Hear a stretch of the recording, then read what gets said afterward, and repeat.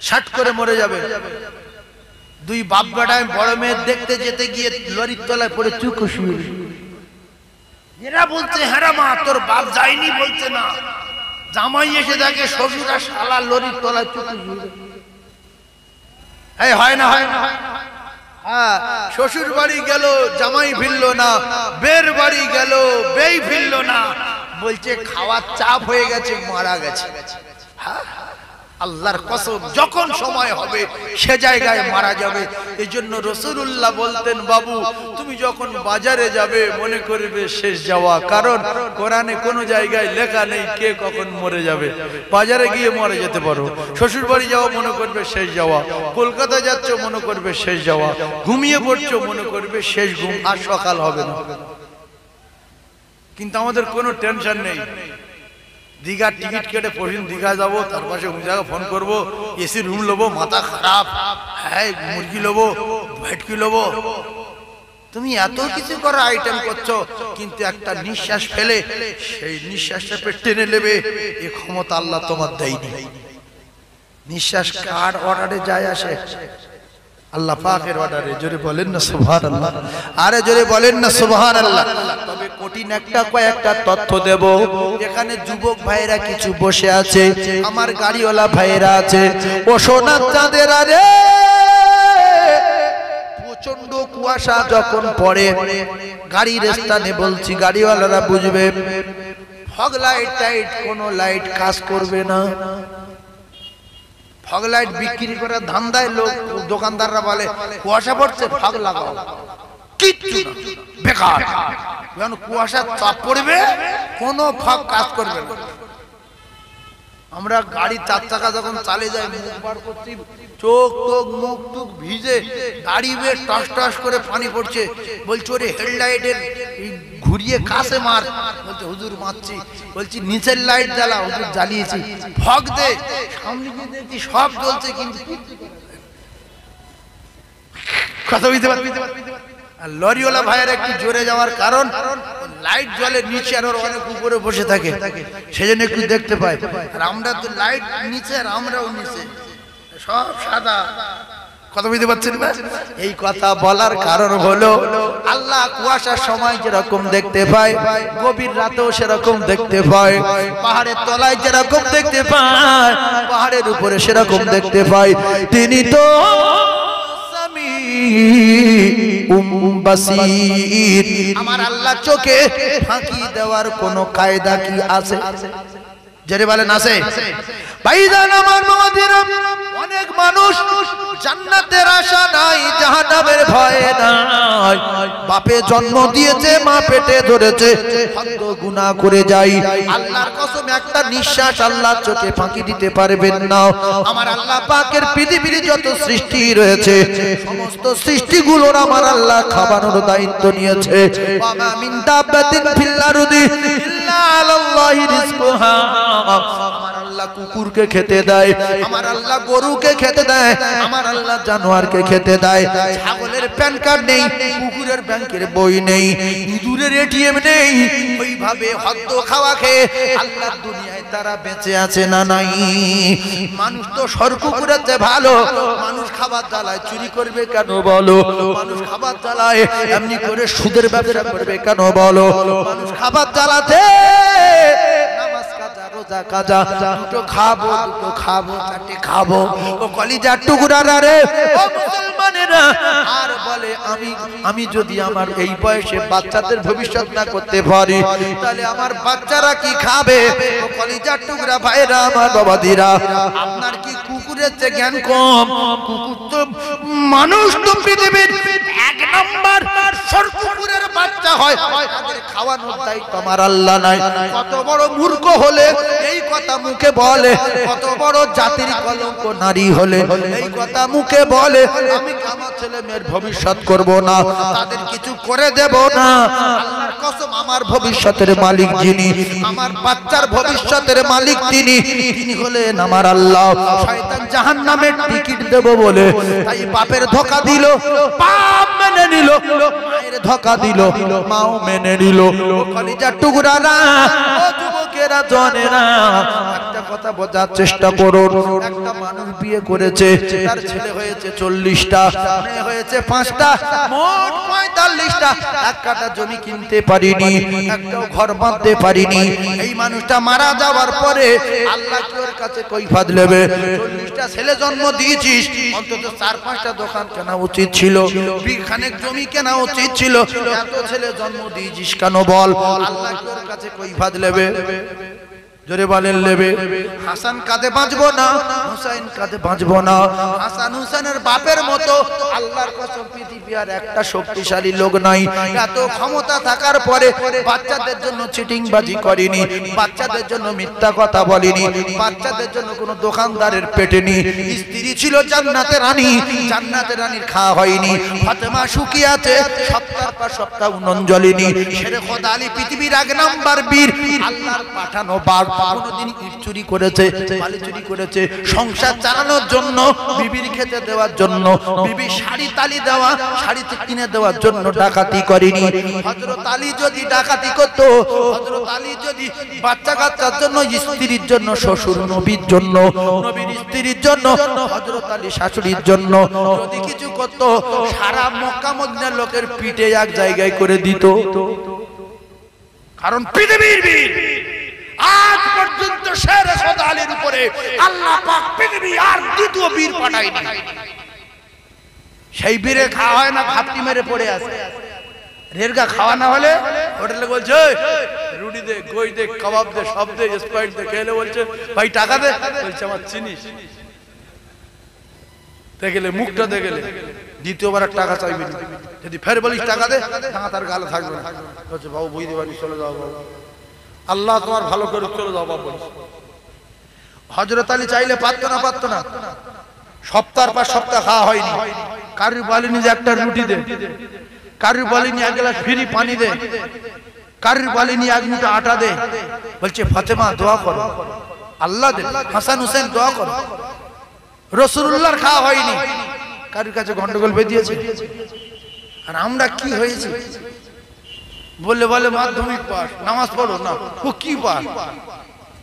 এত পাস, নামাজ পড়ো। তুমি কি পাস? উচ্চ মাধ্যমিক, নামাজ পড়ো না। তুমি? আমি বিয়ে পাস, দোয়া কোন জানো না। কি রে, এই এরকম লোক আসে না? এত পাস, নামাজ পড়ে না। এত পাস, দোয়া কোন জানে না। এত পাস, নবীর তরিকা মানে না। এত পাস, দপ্তরখানা বিছে ভাত খায় না। এত পাস, দাঁত মেজেও খায় না। আসে না নাই? এই দাঁত মাজা কি মুস্তাহাব না মানে মোবা? দাঁত মাজা কি? জোরে বলেন না সুন্নাত। দাঁত মাজা কি সুন্নাত। এত লেখাপড়া শিখে নবীর নীতি নেই, দাঁত মাজে না। নবী দাঁত মাজতে বলেছে কবার?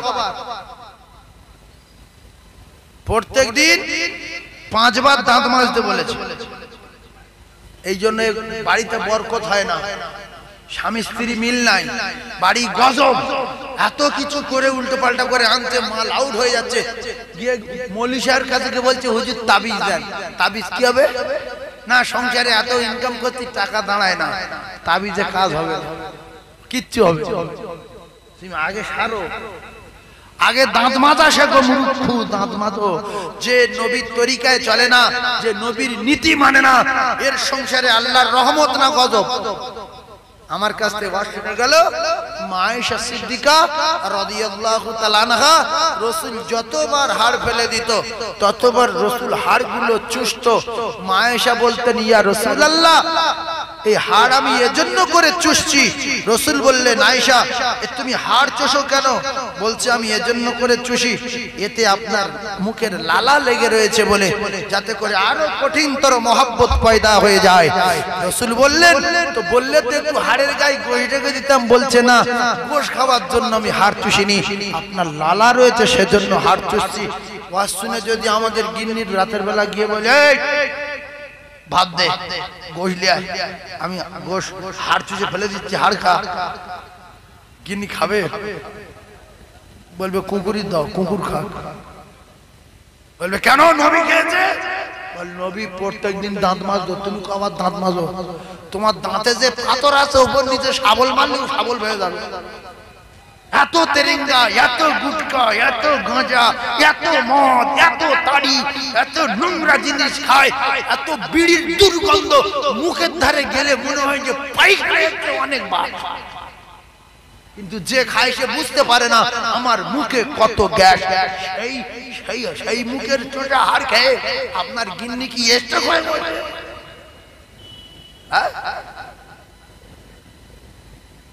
মানুষ দাঁত মাজে না, কি কি জাতে দাঁত মেজে সব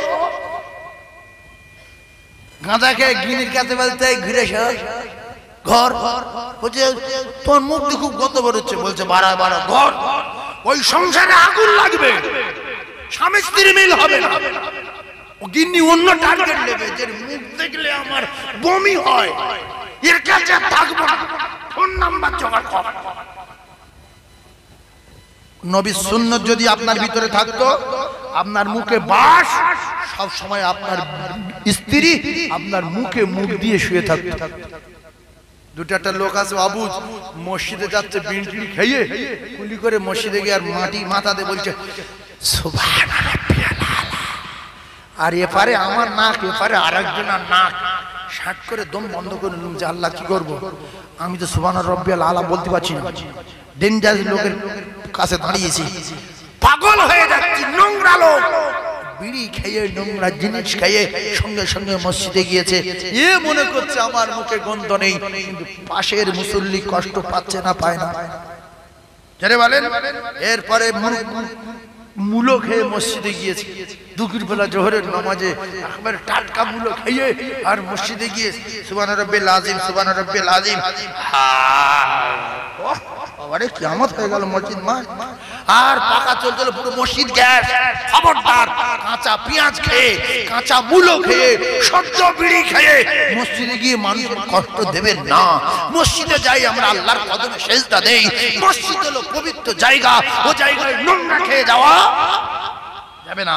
এইজন্য নেশাখোরদের আল্লাহ বলেছে লা তাকরাবুস সালাত ওয়া আনতুম সুকারা, এই নেশাখোর তোদের জন্য নামাজ না, তুই তো মানুষ না, তুই তো উলাইকা কাল্লানা মালহুম আদাল, তুই তো গরু না, আউলাইকুমুল গাফিলুন, তাতে খারাপ।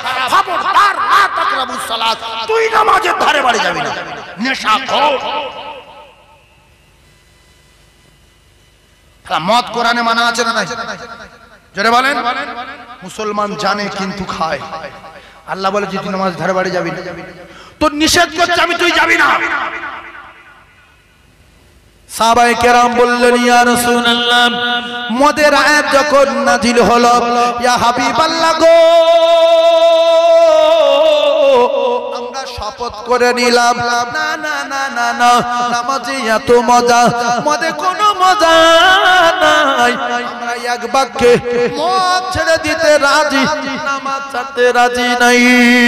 ও কলিজার টুকরা ভাইয়েরা, ও শিক্ষিত ভাইয়েরা, ও আমার যুবকেরা, জওয়ানেরা, আল্লাহর কসম আমরা যে যা করি, নেশা করি, গুনাহ করি, অন্যায় করি, দীঘায় গিয়ে করি, বকখালি গিয়ে করি, ইকো পার্কে, নিকো পার্কে, সারা পৃথিবীর জমিনে যত বিড়া বিড়া জায়গা আছে, যেখানে যাই না কেন, আল্লাহ বলে বান্দা একটা কথা শুনে নে, কোরআন সত্য যদি মানিস, আমি আল্লাহ জানিয়ে দিলাম নাহানু আকরাবু ইলাইহি মিন হাবলিল ওয়ারিদ। ও বান্দারে, বান্দিরে, পৃথিবী সবার কাছ থেকে দূরে থাকতে পারলেও তোর বিবি জানে না, তোর বাচ্চা জানে না, তোর কোনো বন্ধু জানে না, তোর মা ও বাবা জানে না, কিন্তু আমি আল্লাহ জানিয়ে দিলাম আমি তোর এত কাছে, এত কাছে। তোর ঘাড়ের যে মোটা শিরাটা আছে, ওই শিরা অপেক্ষায় আমি আল্লাহ আরো নিকটে। আমি আল্লাহ, আমার থেকে দূরে থাকতে পারবি না। আমি আল্লাহ পাক আরো জানিয়ে দিলাম, মুরগির গায়ে যে পোকাটা মাঝে মধ্যে দেখা যায়, সুসুরে পোকা বা উড়ুস পোকা বা চুলচুলে পোকা বলা হয়, আল্লাহর কসম আল্লাহ কোরআনে কারিমের ভিতরে জানিয়েছেন ইন্নাল্লাহা সামিউম বাসীর। আমি আল্লাহ পাক জানিয়ে দিলাম, ওই সুসুরে পোকাটা যদি পাহাড়ের তলায় কিছু করে, আমি আল্লাহ পায়ের আওয়াজ শুনি। পাহাড়ের তলায় যদিও কিছু করতে চায়, আমি আল্লাহ নিজে চোখে দেখতে পাই।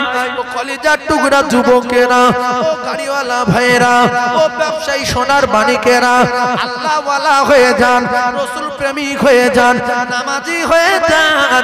আজ পর্যন্ত পৃথিবীর কোন মানুষ আল্লাহ চোখে ফাঁকি দিয়ে সদের বলে, বুদ্ধির বলে, বংশের বলে বেঁচে নাই, কিয়ামত পর্যন্ত পারবে না।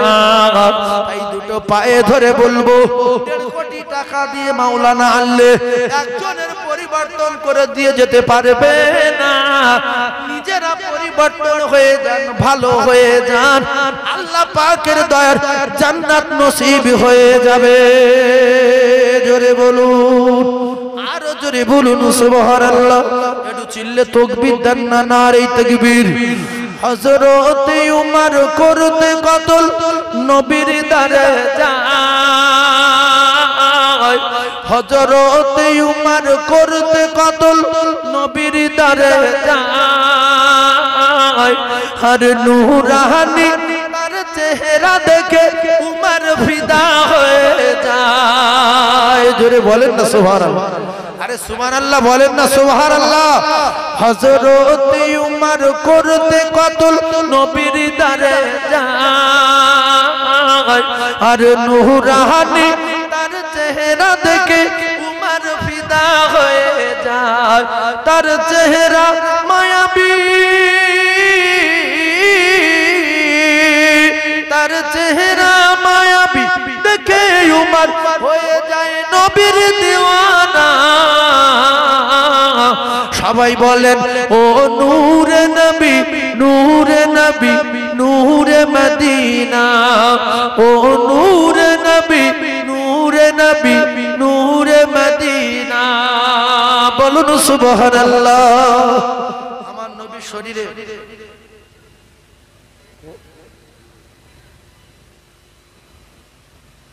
ভাই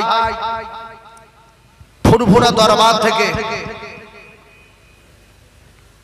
আমাদের সকলের খুব আপনজন কাছের মানুষ আল্লামা হযরত মাওলানা মুফতি আমজাদ হক বুখারী সাহেব হুজুর তিনি এসে গেছেন। আমরা একবার তাকবীরে ধ্বনি দেই, নারে তাকবীর। সবাই বলেন নারে তাকবীর। আরো চিল্লে তাকবীর, নারে তাকবীর। ভাই নবীর যদি মাথা কেটে নিত ভালো হতো কি? আমরা খুশি হতাম কি? তাহলে নবীর রূপ দেখে আর জ্যোতি দেখে আর নবীর শরীরের নূর দেখে ওমরের মতো বাহাদুর পাগল হয়ে কলেমা পড়ে নিয়েছে।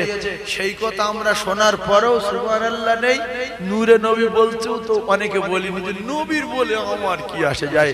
আল্লাহর কসম, যে নবীর ভালোবাসে না আল্লাহ তার ভালোবাসে না, আর যে নবীর ভালোবাসে আল্লাহ তার ভালোবাসে। কথা ঠিক না ভুল? তাহলে নূরে নবী চিল্লে বলবেন। হযরত উমর করতে কতল নবীর দারে যায়, আর নূরানি তার চেহারা দেখে উমর ফিদা হয়ে যায়। তার চেহারা মায়াবী, তার চেহারা মায়াবী দেখে উমর হয়ে যায় নবীর দিওয়ানা। ও নূরে নবী, নূরে নবী, নূরে মদিনা। ও নূরে নবী, নূরে নবী, নূরে মদিনা। আহমদ মুহাম্মদ যিনি আখরি নবী,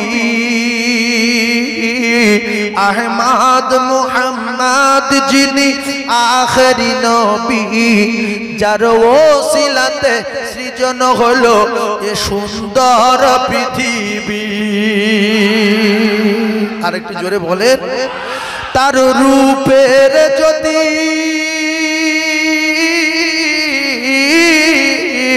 তার রূপের জ্যোতি দেখে রবি, তার রূপের জ্যোতি দেখে রবি হয়ে যায় নবীর দিওয়ানা।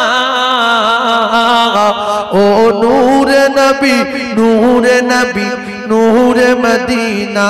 বলো না ও নূরে নবী, নূরে নবী। আচ্ছা এর ভিতরে কে বলছে না বলছে আল্লাহ বুঝতে পারছে না পারে না? যে বলছেন এর বিচার কে করবে? আল্লাহু নে ফরমানে আলাম নশরাহ লাক সদরক আর করিল বয়ান দেখো কুরআন ওয়া রাফা'না লাক যিকরক সাজে রাসূল আরবী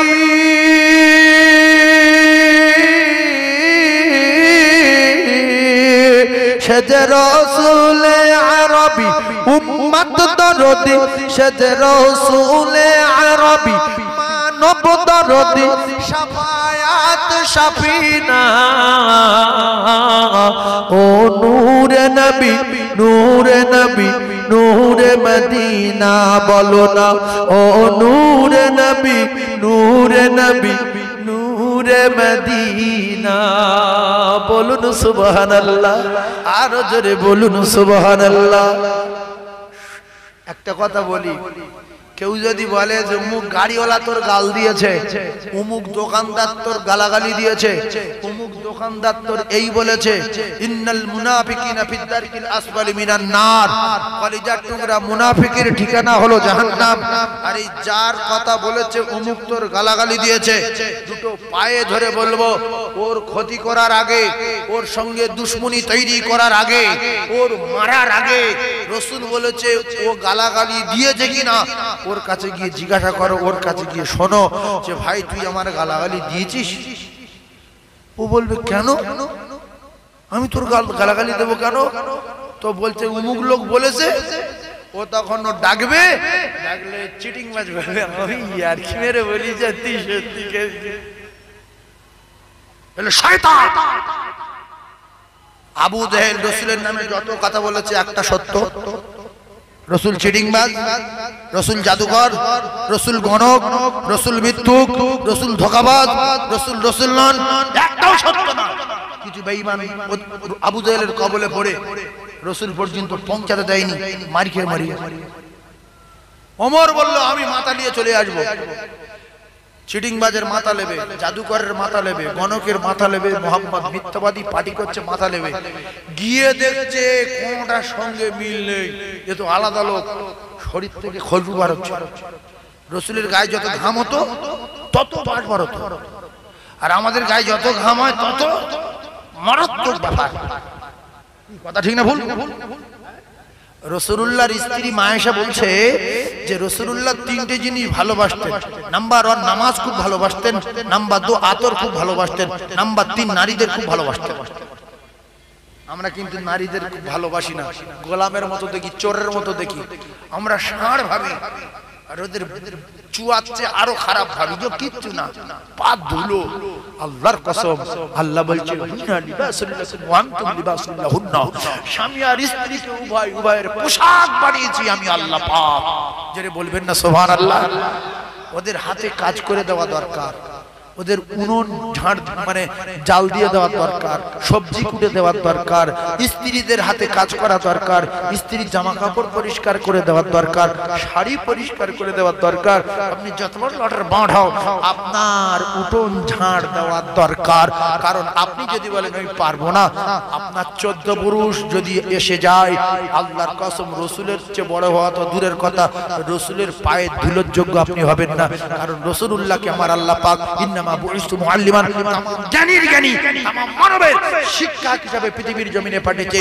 সেই শিক্ষক এই সমস্ত কাজ করেছে, আর তার ছাত্র আমরা, আমাদেরকে করতে বলেছে। জোরে বলুন, আরো জোরে বলুন। তবে একদল মূর্খ আছে দুনিয়ায়, এদের ঠিকানা জাহান্নাম হবে। যদি ওয়াজ শুনে, মাওলানা মৌলভীর ওয়াজ শুনে কোনো মানে গাড়িওয়ালা, কোনো বাড়িওয়ালা, কোনো যুবক, কোনো তরুণ, কোনো ব্যবসায়ী ভাই, কোনো দোকানদার ভাই যদি কাল থেকে স্ত্রীর হাতে কাজ করে, একদল মূর্খ বলবে ওই গিন্নির গাঁড়ল হয়ে গেল, গিন্নির গাঁড়ল হয়ে গেল। এই রাসূলের হাদিস মেনে যদি কেউ বলে গাঁড়ল হয়েছে, গালাগালিটা কিন্তু রাসূলের দিকে যাবে। ভালো করে বুঝবেন, গালাগালিটা কার দিকে যাবে? রাসূলের দিকে। কারণ রাসূলুল্লাহ স্ত্রীর হাতে কাজ করেছে না করেনি? তাহলে আজ থেকে সবাই স্ত্রীর হাতে কাজ করবে ইনশাআল্লাহ। আর জোরে বলেন ইনশাআল্লাহ। বাপের বেটা নিজের রোগ হলে গিন্নির বেলায় যতক্ষণ না ঘুমাবো ওইভাবে টিপে যা, শুধু টিপেই যা, মাথা টেপ, পা টেপ, ঠ্যাং টেপ। স্ত্রী 3 দিন জ্বর, মাথার যন্ত্রণা, আপনার গিয়ে পা টিপতে হবে সারা রাত। গিন্নি বলবে পাথরটা টেপো, এই পাততেলোটা টিপে দাও, আপনার টিপতে হবে। এই টেপার দরকার আছে না নাই? জোরে বলো। আর অবুঝ নাদান, আমি আমার গিন্নির পা টিপবো, তা তোমার গিন্নির পা কে টিপবে? এত অবুঝ কেন? এইজন্য হাদিস শোনো, হাদিস মানো, সংসারে আল্লাহ বরকত দেবে, রুজির অভাব হবে না, বিনা তাবিজে কাজ হবে, তাবিজ নেওয়া লাগবে না। আমার স্বামী স্ত্রী অশান্তি, হুজুর তাবিজ দেন। হুজুর কি তাবিজ দেবে? কিচ্ছু দিতে, কিচ্ছু লেখানি, কিচ্ছু ভুগড়ু ভুগড়ু। আর 100টার ভিতরে 95টা মানে গুণিনী, যারা গুণুনি করে, এরা সবকটা জাহান্নামী, এদের ঠিকানা জাহান্নাম। এরা আল্লাহর জান্নাতে যাবে না, এদের ঠিকানা জাহান্নাম। এরা আগে পিছনের কথা গুনিয়ে গুনিয়ে বলে, চিটিংবাজ। এই গুণিন কি? চিটিংবাজ, লম্পট, এদের ঠিকানা জাহান্নাম। কারণ আগের কথা পিছনের কথা যারা বলতে পারে, এরা জান্নাতে যাবে না জাহান্নামে যাবে? জাহান্নাম। মিথ্যুক, কাজ্জাব। বলছে আমি ঘটির ভিতরে সব দেখতে পাচ্ছি। তোমার ছেলের লম্বা মতো না? ছেলের বাপ বলছে আমি দেখি, বলছে তুলো রাশি লোক লাগবে, তুমি তুলো রাশি মাত্র কান মুতে হিমরিকে বলবে শয়তান। শয়তান। আমার একটা নিজের খালাতো ভাই, আল্লাহু আকবার, মারা গেলেন 19 দিন লাশ, মোরা লাশ গুদম ঘরে পড়ে আছে, কোন ওরুশন খুঁজে পায় না বলে শেষের বেলা চিতাতে আনলো ধাপায়, তার পুড়িয়ে দেবে। পড়াতে না পারার একটাই কারণ, ছেলেটা কোরআনের হাফেজ ছিল বলে কেউ তার পড়াতে পারেনি। 3 দিন ভর যুদ্ধ করেছে লাশের সাথে, যেই চুল্লিতে তোলে পুরো কারেন্ট বন্ধ হয়ে যায়। এই 20 দিন মতো ওখানে ছিল লাশটা। আর আমরা 20 দিন ভর এ গুণিনীর কাছে যাচ্ছি, ও গুণিনীর কাছে যাচ্ছি, এর কাছে যাচ্ছি। ভাই জ্বালা চলে, মেয়ে ছেলে মন মানে। হুজুর দেখেন, বাবু দেখেন, নবীর মেম্বারে বসে বলছি, প্রত্যেকটা গুণিন কেউ 4000, কেউ 3000, কেউ 5000 করে নিয়েছে। নিয়ে বলছে তো 7 ফুট মাটির তলাতে চলছে, জেনারা নিয়ে চলে গেছে। আচ্ছা, কত জায়গায় রড প্রতিষ্ঠা, ঠিক সেই ছেলের বাপ রড কিনে দিয়েছে, এই রড পুঁতে বেঁধে দাও, 7,000 টাকা দাও, মাটির মধ্যে বাচ্চা দিয়ে চলে আসবে। 5 দিন পরে বলছে তোমার উমুক জায়গায় তোমার বাচ্চা ঘুরতে চলে যাও, গ্রাম কিন্তু সব লোক সেখানে চলে গেছে। সব মিলিয়ে একটা কথা, ছেলেটা বেঁচে আছে না মারা গেছে? কথা বলে, মারা গেছে প্রথম দিন। তদবির চলছে 19 দিন, সব গুণিন বলছে বাচ্চা বেঁচে আছে। 7,000 টাকা দাও, বাচ্চা ফিরে আসবে। 8,000 দাও, বাচ্চা ফিরে আসবে। হ্যাঁ, তাবিজ দাও, যে কি হবে না আমি বলতে পারবো না, আল্লাহর কালাম ক্ষমতা আছে, আল্লাহ চাইলে তোমার সেবা হয়ে যাবে, তোমার বাচ্চা চলে আসবে, যদি বেঁচে থাকে তোমার বাচ্চা ফিরে আসবে। আল্লাহর কালামের ক্ষমতা আছে। পানিতে ফুঁক দাও, মাথায় ফুঁক দাও। রাসূলুল্লাহ যেগুলো করেছে, রাসূল কার গুনিয়ে গুনিয়ে বলেছিল, এরা মিথ্যুক। মিথ্যুক কি বলে জানেন? মিথ্যুক বলছে, দেখি হাত দেখি, ইস বাড়ি যাও। ও আর বলছে ভাই কি হয়েছে ভাই? বলছে শুনলে অসুবিধা। ও জীবনে বাড়ি যাবো? কি হয়েছে শুনবে না? শুধু বলছে ভাই কি হয়েছে বল। বলছে তুমি আর বেশি দিন বাঁচবে না, খুব বেশি 1 বছর। ও বলছে ভাই তাহলে আর যদি 8-10 বছর হয় তো কি করা যাবে? তো বলছে যে আরো যদি কিছুদিন বাঁচতে চাও তো তাবিজ দিতে হবে, 8,000 টাকা দিতে হবে। সব মিলিয়ে একটা কথা, তাবিজে সংসারে শান্তি ফিরে আসবে না, নামাজে সংসারে শান্তি ফিরে আসবে। কিসে আসবে?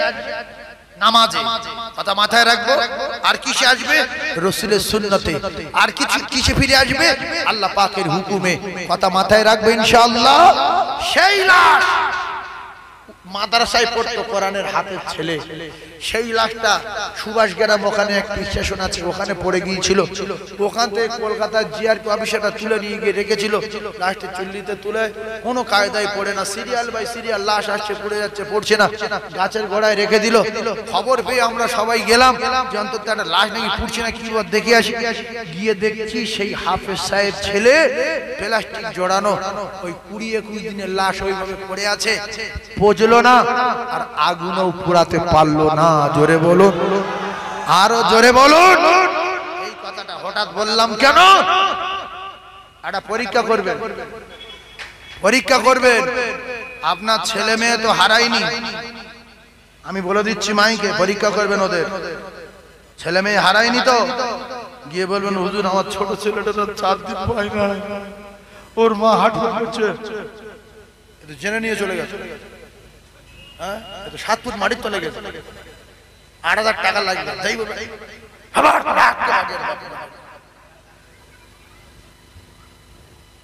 শোনেন ফের বলছি তাবিজ নেবেন আল্লাহ চায় আপনার রোগ শেফা আল্লাহ চায় আপনার বাচ্চা ফিরত আসবে আল্লাহর কসম তাবিজ নেবেন আল্লাহ চায় আপনার ব্যবসা ফিরিয়ে পাবেন কিন্তু ওই 10 দিন বাঁচবে 15 দিন পরে মরে যাবে তোমার পিছনে বড় বড় ফাঁড়া কেটে গেছে তোমার একদিন গাছতে পড়ে যাচ্ছিলে বলছে না কোনোদিন পড়িনি বলছে ওই মোটরসাইকেল একবার পড়ে গিয়েছিল বলছে ওই তো ওই হলো ওই বুঝতে পেরেছেন প্রত্যেকটা মানুষের পিছনে বড় বড় ফাঁড়া কেটে গেছে না যায়নি ভাইজান আমার বাবাদিরা সব মিলিয়ে আমি আপনাদেরকে বোঝাতে চাচ্ছি আল্লাহর কসম বিবির মহব্বত বাচ্চার মহব্বত মা বাপের মহব্বত ব্যবসার মহব্বত গাড়ির মহব্বত বাড়ির মহব্বত কমাতে বলেছে আমার আল্লাহর নবী ওয়ান্নাসি আজমাইন तमाम পৃথিবী যত মহব্বতের বস্তু আছে সবচেয়ে বেশি আমি রাসূলুল্লাহ মাকে মহব্বত করো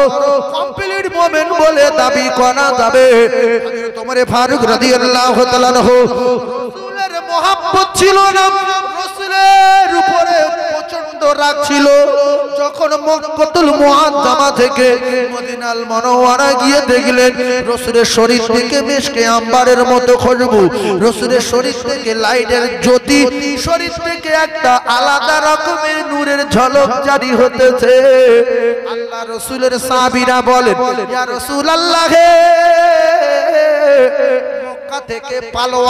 মক্কা থেকে পালোয়ান ওমর আসছে সব সময় খোলা তরবারি নিয়ে ঘোরে হযরত ওমর খোলা তরবারি নিয়ে আসছে ইয়া রাসূলুল্লাহ আমরা কজনে আগে মাথা দেব জীবন দেব তারপরে আপনার মাথা নিতে দেব আমরা আমাদের ধরে থাকতে আপনার শরীরে আঁচড় দিতে দেব না নবী বললেন সাহাবারা ওমর আসুক আর যেই আসুক আমি রাসূলুল্লাহ কথা দিলাম আমার কাছ পর্যন্ত আসলে আমি রাসূলুল্লাহ জানিয়ে দিলাম ওরা আমার মাথা নেবে না তোমরা শুনে রেখে দাও ওরা মাথা আমার কাছে দিয়ে দেবে জোরে বলুন হযরত ওমর গিয়ে বললেন ইয়া রাসূলুল্লাহর দেরি না এই মুহূর্তে আমি ঈমানের কলেমা পড়তে চাই ইয়া রাসূলুল্লাহ গো ঈমানের কলেমা পড়িয়ে দিন সাহাবারা দেখলেন হযরত ওমর ঘুরে এসে রাসূলের কাছে মাথা দিয়ে দিল সিপিএম বলি টিএমসি বলি আরএসপি বলি যারা আগে আগে পদে ছিল বড় বড় পদে আবার পার্টিতে ঢুকে যাবার পরে কিছু মানুষ সব মানুষ তো সমান না কিছু মানুষের দিলে এত দয়া এত মায়া যে আগে একটা বিরাট পদে ছিল ওরা একেবারে নিচে নামিয়ে দিয়ে হালকা একটা পদ দে তাই সিপিএম এর আমলে যারা লিডার ছিল টিএমসির আমলে আবার তারাই লিডার হলো তো বেঈমানের আমলে যারা মস্তান ছিল রাসূলুল্লাহর কাছে ঈমানের কলেমা পড়ে নিল ওমর বলছে হুজুর পদ দেবেন আর মুয়াজ্জিন বানাবেন আর লিডার বানাবেন যাই করবেন সেটা পরে এখন আমি ঈমানের কলেমা পড়েছি আর আমি সব বুঝে নিয়েছি আবু জেহেল আপনার মাথা কাটতে বলেছে তো একদিকে থাকবে আপনার চাচা হামজা অপর দিকে থাকবো আমি পিছনে আপনারা থাকবেন ইয়া রাসূলুল্লাহ আপনি সামনে থাকবেন এখান থেকে মক্কা থেকে সোজা মদিনা থেকে সোজা মক্কায় যাব আর আবু জেহেলের বাড়িটা হলো মারওয়া পাহাড়ের গায়ে আর পাশে রাসূলুল্লাহর বাড়ি। বলছে আমি শুধু ওর বাড়ির কাছে গিয়ে একটা আওয়াজ দিয়ে বলবো, আবু জেহেল বেরিয়ে আয়, মুহাম্মদুর রাসূলুল্লাহর মাথা আনতে বলেছিলিস, জীবিত অবস্থায় মক্কায় এনেছি, তোর বংশের যদি ক্ষমতা থাকে শুধু একবার বার হ। জোরে বলেন সুবহানাল্লাহ, আরো জোরে বলেন, আরো চিল্লে বলেন। উতবা সাহেব আবু সুফিয়ানদের বাড়ি সবাই লুকাচ্ছে আর বলছে মুহাম্মদ এসে যার পাচ্ছে তার মাথা কাটছে, পালা। সাহাবারা বলছে ইয়া রাসূলুল্লাহ, এ বেলালের পায়ে দড়ি বেঁধে উটের গলায় বেঁধে দিয়েছিল, ইয়া রাসূলুল্লাহ খাব্বাবের বেঁধে হাতে পায়ে দড়ি বেঁধে আমি নিজে চোখে দেখেছি, কয়লার আগুন করে আগুনে ফেলে দিয়েছিল। ইয়া রাসূলুল্লাহ, এ হলো আম্মার ইবনে ইয়াসিরের মায়ের পা উটের গলায় দড়ি বেঁধে দিয়ে, আম্মার ইবনে ইয়াসিরের মায়ের একটা পা উটের গলায় বেঁধে দিয়েছিল, আর একটা পা আর একটা উটের গলায় বেঁধে দিয়ে ঈমানের কলমা পড়ে নিয়েছিল বলে ইয়া রাসূলুল্লাহ আম্মার ইবনে ইয়াসিরের মাকে বলছে বল মুহাম্মদকে মানি না, মুহাম্মদ মিথ্যা, কলমা মিথ্যা, মানি না, আল্লাহ বলে কিছু নাই। আম্মার ইবনে ইয়াসিরের মা বলল যদি বলি আছে, যদি বলি মানবো না, রাসূলুল্লাহ ছাড়া কিছু বুঝি না, বলে তাহলে উট ছেড়ে দেব। আম্মার ইবনে ইয়াসিরের মা বলেছিলেন ইয়া রাসূলুল্লাহ আমি আরো একবার কলমা পড়ি, শুনে নে লা ইলাহা ইল্লাল্লাহু মুহাম্মাদুর রাসূলুল্লাহ। ইয়া রাসূলুল্লাহ আম্মার ইবনে ইয়াসিরের মায়ের দুটো পা দুটো উটের গলায় বেঁধে দিয়ে দুই দিকে দুটো উট ছেড়ে দিয়েছিল। আম্মার ইবনে ইয়াসিরের মায়ের ঠ্যাং একটা উটের গলায় চলে গেছে, আর একটা ঠ্যাং আর একটা উটের গলায় চলে গেছে। ইয়া রাসূলুল্লাহ অর্ডার দেন। আল্লাহ রাসূল বললেন ওমর না, ওমর অর্ডার দেব না, আজকের গুড় ছড়িয়ে দেওয়ার দিন না, আজকের মক্কা বিজয়ের দিন, গুড়িয়ে নেওয়ার দিন। কলিজার টুকরা ভাইরা আমার, আবু সুফিয়ানের বাড়ি লুকালে মারা যাবে না, আবু জেহেলের ঘরে লুকালে মারা যাবে না।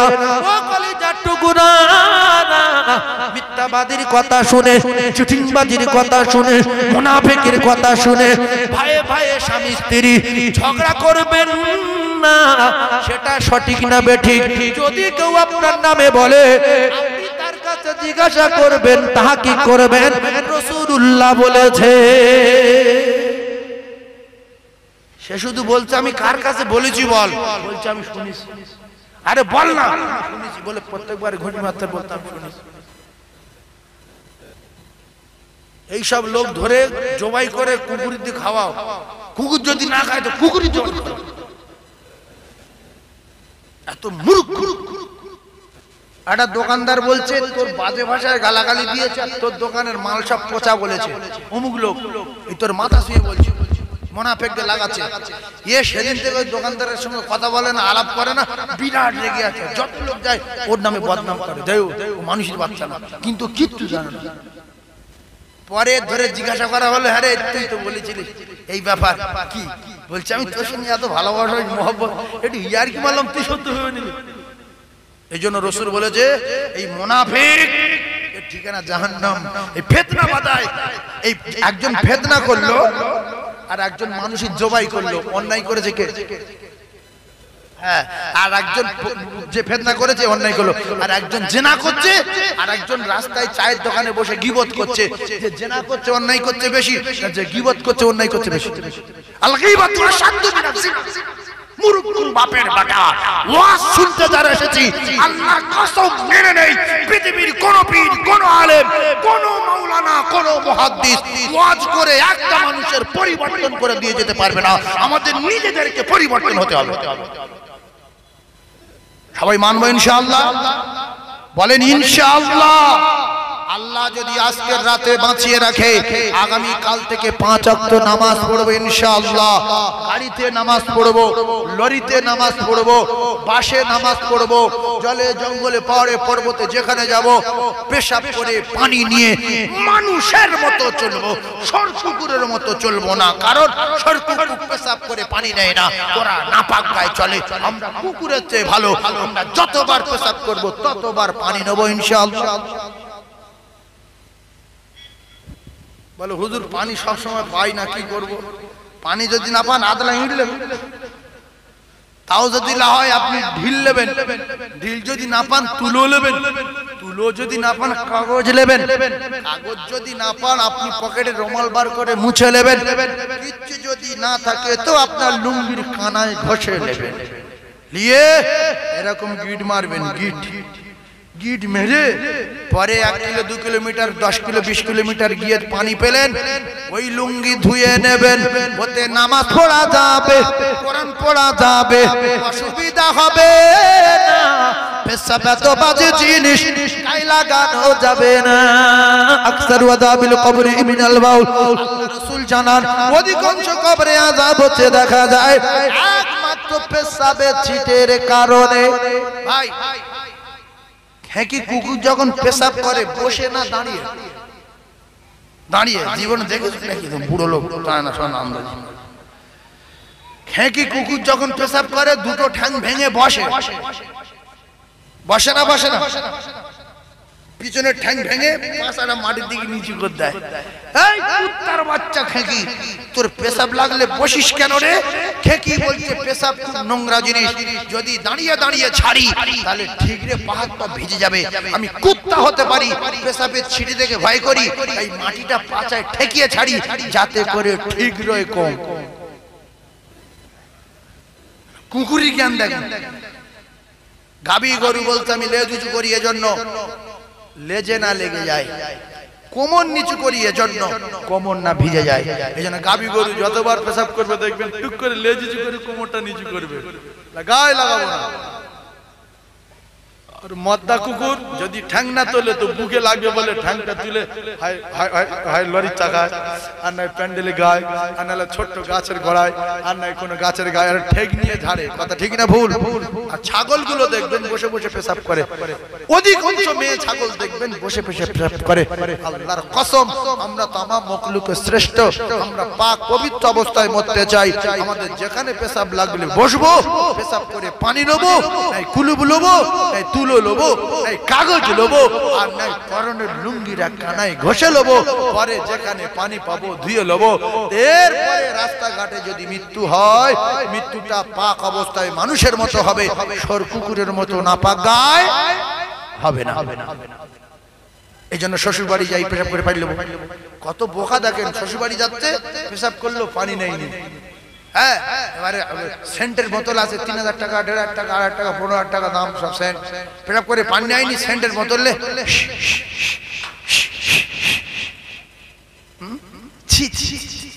গায়ে পেশাব এই আসে না নাই, এই শু শু করতে করতে রাস্তায় জানাজা হচ্ছে, এই মোটরসাইকেলে দাঁড়িয়ে গেছে, বন্ধু বান্ধব ছিল সবাই তো সমান না, বলছে ভাই আয় জানাজা পড়ে, জানাজা পড়, জানাজাটা পড়ে যা, বলছে চুপ কর, চলে আয়, বলছে অসুবিধা আছে, আরে আরে 1 মিনিট বাকি আয় না, বলছে তুই পড়েলে এর কি হয়েছে বলেন? এই ভাই ঠিক বলেছে, পেশাব করে পানি দেয়নি, শুধু শু শু শু শু করছিল। হ্যাঁ এবারে ও দাঁড়িয়ে দাঁড়িয়ে দুটো বহুত পাহাড় পরিমাণ সওয়াব ছেড়ে দিল। আল্লাহর কসম রাসূল বলেছে যদি জানা যায় কেউ শরীক হয়, একটা বহুত পাহাড় পরিমাণ সওয়াব তার নামায় আমলে লেখা হয়, আর যদি জানাজা পড়ে মাটি যদি দেয় তো আরো একটা বহুত পাহাড় পরিমাণ সওয়াব তার নামায় আমলে লেখা হয়। বলুন সুবহানাল্লাহ। তাহলে জানা যায় যত দিলে কথা বোঝে না, জানা যায় যত মাটি দিলে তত। কিন্তু অনেক মানুষ আছে দেখবেন নেকি দরকার নাই বলে জানাজা পড়ে আর চলে যায়, মাটি দেয় না, যে আর আমার নেকি দরকার নাই, আমার বাড়ি ছোট, কোথায় রাখবো, দোকানে মাল ভর্তি, রাখার জায়গা নেই। ছি ছি ছি ছি ছি, কিয়ামতের দিন একটা নেকির জন্য পাগল হবেন। জানাজা পড়েছেন, একটা উহুদ পাহাড় পরিমাণ সওয়াব পেয়েছেন, আর একটু মাটি দিলে আল্লাহর কসম ঠিক জানা যায় যত মাটি দিলে তত। আল্লাহ আমাদের প্রত্যেকটাই জানাজা এবং মাটি দেওয়ার মতো সুযোগ দেন, বলুন আমিন। আল্লাহ আমাদের প্রত্যেককে জুমার দিনে মউত দেন, বলেন আমিন। আল্লাহ আমাদের প্রত্যেককে জুমার রাতে মউত দেন, বলেন আমিন। এই কোন রাতে মরতে চাই? জুমার রাতে। জুমার রাতে যদি কেউ মারা যায় ওই রাদিতু বিল্লাহি রাব্বান ওয়া বিল ইসলাম দীনা ওয়া বি মুহাম্মাদিন নাবিয়্যা, কোনো কথা কবরে কেউ বলবে না, কবরে সাপ আসবে না, কবরের মাটি চাপ হবে না, কবরে আগুন জ্বলবে না, ওইভাবে শান্তির সঙ্গে ঘুমাবে, কিয়ামতের মাঠে উঠবে, কবরের হিসাব দিতে হবে না। যদি বৃহস্পতিবার রাতে কেউ মারা যায়, এই জন্য আল্লাহর কাছে দোয়া চান যে আল্লাহ আমি যে ডেঞ্জারাস আপনি সব জানেন, কি করেছি, আমার খুব ভয় হচ্ছে কবরে আযাব দেখে, শুক্রবার দিন আমার মউত দেন, আর নাই বৃহস্পতিবার রাত্রে মউত দেন। হাদিস শরীফের ভিতরে এসেছে শুক্রবার যদি কেউ মারা যায় তার কবরের আযাব নাই কিয়ামত পর্যন্ত, আর বৃহস্পতিবার দিনগত রাত্রে যদি মারা যায় এরও কবরে আযাব নাই কিয়ামত পর্যন্ত। রমজান মাসে যদি কেউ মরে যে কোনো দিনে এর কবরে আযাব নাই।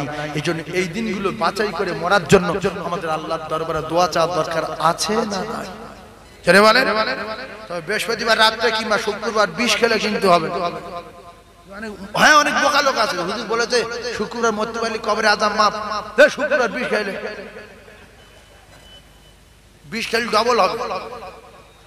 খবরদার, মরার জন্য আল্লাহর কাছে দোয়া চাইতে হবে যে আল্লাহ আমি কবরের হিসাব দিতে পারবো না। ফেরেশতারা আরবিতে বৈঠক করবে, কোথায় কোনটা বলতে গিয়ে ফাঁকে পড়বো, মার শুরু হবে, আল্লাহ আমি ওসব কিচ্ছু বলবো না, আমার জুমার দিনে মউত দেবেন। বিশ্বাস করুন, অনেক মানুষ জুমার নামাজ পড়ে বাড়ি গিয়ে ভাত টাত খেয়ে মারা গেছে। সেই যে মারির মুখ দেখছি চাঁদের মতো ঝলঝল করছে, জ্বলছে, বলছে আমার আব্বা জামাতে নামাজ পড়লো, বাড়ি এসে মারা গেল। বৃহস্পতিবার দিনগত রাতে, অর্থাৎ জুমার রাত বলা হয়, বলছে আমার আব্বা এসে নামাজ পড়ে বাড়ি আসলো, ভাত খেলো, বিছানায় শুয়েছে, সকালবেলা মারা গেছে।